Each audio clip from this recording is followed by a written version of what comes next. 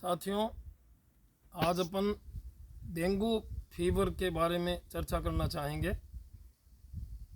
आजकल भारत में लगभग सभी लोग इस शब्द से वाकिफ़ हैं।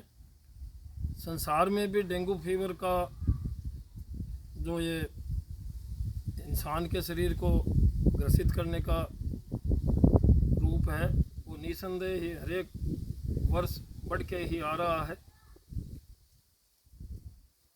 डेंगू फीवर को क्यों अपन गंभीरता देते हैं कि ये जो बुखार है, ये अन्य बुखार की तुलना में इंसान के शरीर की रक्त जमने की जो प्रक्रिया है उसको बाधित करती है। अपने यदि शरीर में कहीं भी कोई चोट लग जाए, कोई घाव हो, तो शरीर अपने आप उसका क्लोट यानी थक्का बना के उस रक्त को रोकता है बहने से।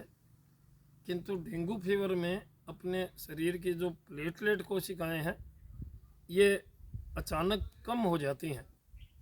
सामान्य इंसान में 1.5 लाख से 2.5 लाख एवं कुछ के 4.5 लाख प्रति माइक्रोलीटर तक ये प्लेटलेट होती हैं। और इससे जो डेंगू बुखार है, इसमें ये प्लेटलेट की संख्या घटते घटते 10,000 20,000 प्रति माइक्रोलीटर तक पहुंच जाती है, जो एक भयावह स्थिति है। डेंगू फीवर जो इस बीमारी का वायरस है, डेंगू वायरस, उससे ग्रसित मच्छर एडीज इजिप्शियाई इसके स्वस्थ शरीर में काटने से अपने होती है। शुरू में तो ये बुखार भी अन्य वायरल फीवर की तरह ही सामान्य बुखार के रूप में अपने शरीर में अपने लक्षण प्रकट करती है।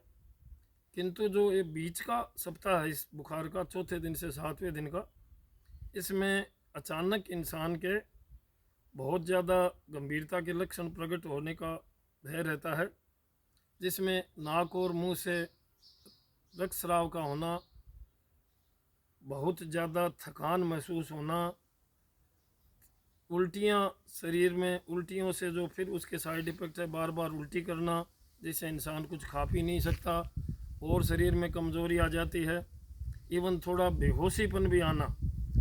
इस टाइप के यदि लक्षण है तो ये डेंगू की गंभीरता का परिचायक है। आजकल अपने भारत में हेल्थ इंफ्रास्ट्रक्चर बहुत ही विश्व स्तरीय है। जो ये रक्त जांच की सुविधाएं लगभग प्रत्येक अस्पताल में, सरकारी अस्पतालों में तो बिल्कुल निःशुल्क उपलब्ध हैं। यदि बुखार 3 दिन से ज़्यादा आपके है किसी व्यक्ति के, तो निसंदेह आपको चिकित्सक की सलाह लेनी चाहिए और अपने रक्त की भी जांच करानी चाहिए। किंतु डेंगू फीवर से घबराने की बिल्कुल ही ज़रूरत नहीं है।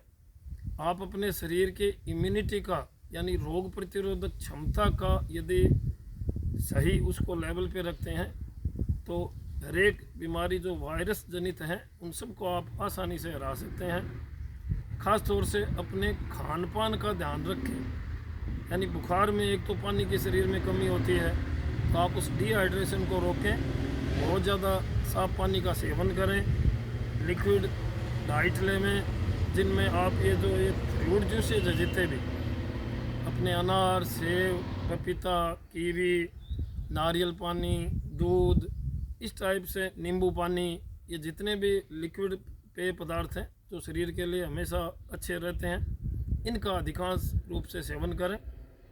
और यदि जो मैंने आपको गंभीर लक्षण बताए डेंगू के वैसे हैं, तो आप तुरंत चिकित्सकीय सहायता लें। डेंगू यदि गंभीर होता है तो अस्पतालों में कई बार रोगी को आप सुनते भी होंगे, रक्त चढ़ाने की भी आवश्यकता होती है। किंतु अपनी इम्यूनिटी को आप मजबूत रखें, तो जो आप योगा, प्राणायाम, अपनी खान पान को आप संतुलित करके इस बुखार को भी आसानी से हरा सकते हैं। धन्यवाद।